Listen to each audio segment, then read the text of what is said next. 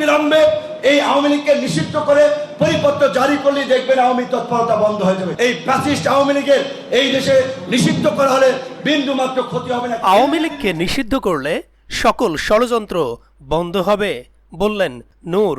প্রিয় দর্শক, অনুরোধ রইল ভিডিওটিতে একটি লাইক দিয়ে আমাদের ইউটিউব চ্যানেলটি সাবস্ক্রাইব করে দিবেন এবং ভিডিওটি সম্পর্কে আপনার মূল্যবান মতামত কমেন্টস করে জানাবেন।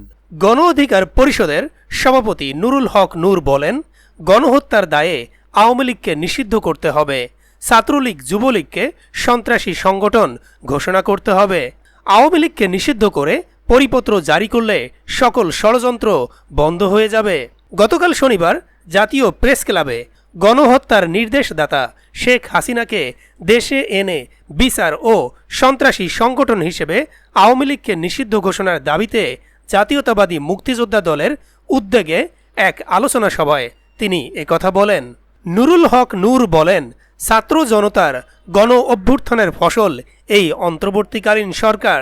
বর্তমান রাষ্ট্রপতি প্রশ্নবিদ্ধ, তাকে অবিলম্বে অপসারণ করতে হবে, নয়তো ঝুঁকি থেকেই যাবে। প্রশাসন সংস্কারের আগেই রাষ্ট্রপতির অপসারণ চায়।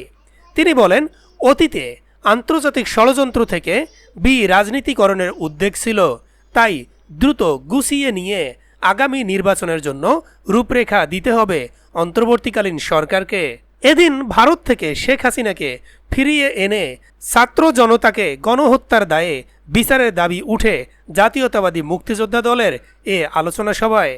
একই সঙ্গে এতদিন গুম খুনের সঙ্গে জড়িতদের বিচারের মুখোমুখি করারও দাবি ওঠে।